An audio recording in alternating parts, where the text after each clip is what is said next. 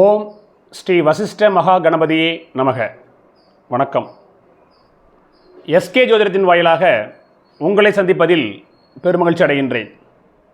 இன்றைய ஜோதிட பதிவாக 1/5/2024 நடைபெறுகின்ற குரு பெயர்ச்சியானது ஒவ்வொரு ராசிகளுக்கும் எந்த மாதிரியான பலன்களை தர இருக்கிறார் என்பதை பற்றி ராசி வாரியாக பார்த்து கொண்டு வருகிறோம். அதற்கு முன்னாடி என்னுடைய சேனலை நீங்கள் என்ன சப்ஸ்கிரைப் பண்ணலன்னா சப்ஸ்கிரைப் பண்ணுங்கள். உங்களுடைய நண்பர்களுக்கும் உறவுகளுக்கும் ஷேர் பண்ணுங்கள், கமெண்ட் பண்ணுங்கள், லைக் பண்ணுங்கள். நீங்கள் சப்ஸ்கிரைப் பண்ணுறது மூலமாக என்னுடைய வீடியோ பதிவானது உங்களை வந்தடையும். ஜோதிடம் சார்ந்த பல்வேறு கருத்துக்கள் உங்களுக்கும் கிடைக்கப்பெறும். நன்றி. மகர ராசி அன்பர்களுக்கு எந்த மாதிரியான பலன்களை தர இருக்கிறது என்பதை பற்றி ஒரு பார்வை. யாரெல்லாம் மகர ராசி? உத்திராட நட்சத்திரத்தினுடைய 2, 3, 4 பாதங்களை கொண்டுள்ள நட்சத்திரங்கள். திருவோணம், அவிட்டத்தினுடைய முதல் 2 பாதங்களை கொண்டுள்ள நட்சத்திரங்களை கொண்டுள்ள அன்பர்கள் மகர ராசி அன்பர்கள். இதுநாள் வரை உங்கள் ராசிக்கு 4ஆம் இடத்தில் அமர்ந்த குரு பகவான் 1/5/2024 ஆண்டுக்கு பிறகு மே மாதம் 1ஆம் தேதிக்கு பிறகு 5ஆம் இடத்தில் இருக்கிறார், வந்து அமர்கிறார்.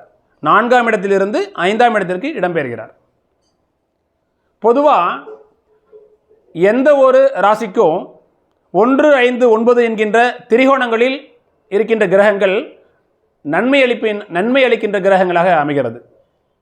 அப்போ மகர ராசியை பொறுத்தவரையிலும் 5ஆம் இடம் என்கின்ற திரிகோணத்தில் குரு பகவான் அமரும் பொழுது இது ஒரு வசந்தகாலம் என்றே சொல்லலாம்.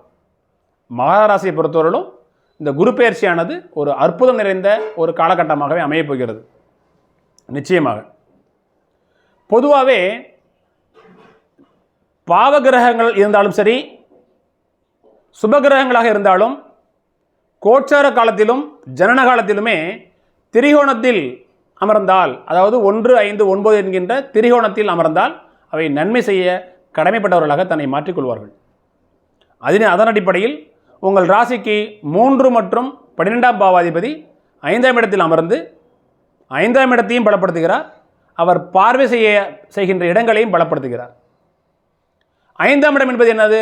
பூர்வீகம், பூர்வ புண்ணியம், அதிர்ஷ்டம், காதல், வசியம், உங்களுடைய எண்ணங்கள் ஈடேறுகின்ற ஒரு சூழல் எல்லாத்தையும் நல்லதுபடுத்தும்.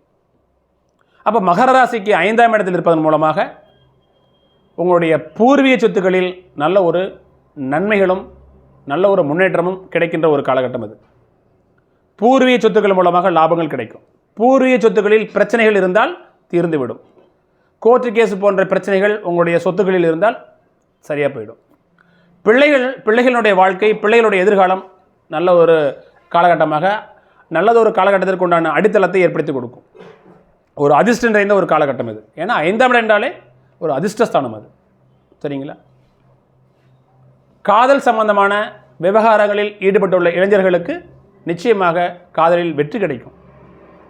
சொல்லிக்கிட்டே இருக்கலாம். இது ஒரு அதிர்ஷ்டமான ஒரு காலகட்டம் அது. பொதுவாகவே கோச்சார காலகட்டங்களில் குரு பகவான் 5, 9 போன்ற இடங்களில் அமரும் பொழுது நிச்சயமாக அது நம்ம சொல்லலாம் வெற்றி நிறைந்த ஒரு காலகட்டம் தான். மகர ராசிக்கு ஒருபோதும் குருவினால் பிரச்சனை அல்ல. இந்த குருவுடைய பார்வை உங்கள் ராசிக்கு 9ஆம் இடத்தை பார்க்குது. மகர ராசிக்கு 9ஆம் இடத்தை இந்த குரு பகவான் பார்க்கிறார். தன்னுடைய 5ஆம் பார்வையால் 9ஆம் இடத்தை பார்க்கிறார். 9ஆம் இடம் என்பது என்னது? தகப்பன், தந்தை. அப்போ தந்தையினுடைய உடல்நிலை ஆரோக்கியம் ஏற்படும்.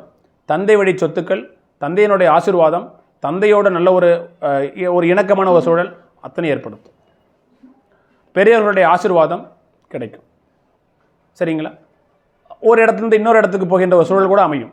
ஏன்னா 9ஆம் இடம் என்பது இடப்பெயர்ச்சியும் குறிக்கின்ற ஒரு இடம் அது. சரிங்களா? அப்போ 9ஆம் இடம் என்பது 5ஆம் இடம் என்கின்ற ஒரு திரிகோணஸ்தானத்தில் குரு பகவான் அமர்ந்து மற்றொரு திரிகோணஸ்தானத்தை பார்க்கும் பொழுது நிச்சயமாக 9ஆம் இடமானது ஒரு பாக்கியம் நிறைந்த ஒரு இடமாகவே அமையும். நல்லது ஒரு காலகட்டம் என்று சொல்லலாம். அப்போ நிச்சயமாக இந்த குரு பெயர்ச்சி மகர ராசிக்காரர்களுக்கு 100% மேலாக நன்மை அளிக்கின்ற ஒரு காலகட்டமாகவே நம்ம சொல்லலாம். அதே மாதிரி உங்கள் ராசிக்கு 11ஆம் இடத்தை இந்த குரு பகவான் பார்ப்பார். தன்னுடைய 7ஆம் பார்வையால் உங்களுடைய ராசிக்கு 11ஆம் இடத்தை பார்ப்பார். 11ஆம் இடம் என்பது லாபஸ்தானம், வெற்றி ஸ்தானம். அப்போது நீங்கள் செய்கின்ற தொழிலில் லாபங்கள் கிடைக்கும், நீங்கள் எடுக்கின்ற முயற்சிகளில் வெற்றி கிடைக்கும். இதுநாள் வரை வம்பு வழக்குகள், கோர்ட்டு கேஸ் ஏதாவது பிரச்சனை இருந்துச்சுன்னு சொன்னால் நிச்சயமாக நீங்கும். சொல்லிகிட்டே இருக்கலாம். 11ஆம் இடம் என்பது லாபஸ்தானம், வெற்றி ஸ்தானம் மட்டும் அல்ல, உங்களுடைய மூத்த துணையையும் குறிக்கும். அப்போ உங்களுடைய மூத்த சகோதர சகோதரிகள் மூலமாக உங்களுக்கு ஒரு இணக்கமான ஒரு சூழல், நன்மைகள் நிறைந்திருக்கும். 11ஆம் இடத்தை 2ஆம் தாரத்திற்கு ஆதிபத்தியமாக கூறப்படுது. அப்போது முதல் திருமணத்தில் பிரச்சனைகள் வந்து 2ஆம் திருமணத்திற்காக காத்து கொண்டிருக்கின்ற அன்பர்களுக்கு இந்த குருவுடைய பார்வை உங்கள் ராசிக்கு 11ஆம் இடத்தில் இருப்பதால் 2ஆம் தாரம் நிச்சயமாக கைகூடி வரும். 2ஆம் திருமணம் நிச்சயமாக நடக்கும்.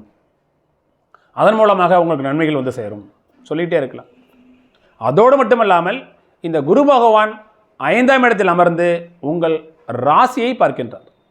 எப்பொழுதுமே நான் சொல்லுவேன், குரு பகவானுடைய பார்வை சுபத்தன்மை ஏற்படுத்தும் என்கின்ற அடிப்படையில் ராசி என்பது உங்களுடைய சந்திரனை குறிக்கின்ற இடம். அப்போ சந்திரனை இந்த குரு பகவான் பார்ப்பதால், மனோகாரகன், புத்திகாரகன், அறிவுக்காரகன் சந்திரன், சந்திரனை குரு பகவான் பார்ப்பதால் தெளிந்த சிந்தனை, தெளிந்த புத்தி, சமயோஜன புத்தி, நல்ல எண்ணம், நல்ல சிந்தனை கொடுப்பார். அப்போ நல்ல எண்ணங்களும் நல்ல சிந்தனைகளும் மனதில் ஆட்கொள்ளும் பொழுது நீங்கள் எடுக்கின்ற அத்தனை முயற்சிகளும் உங்களுக்கு வெற்றி கொடுக்கும். சரிங்களா?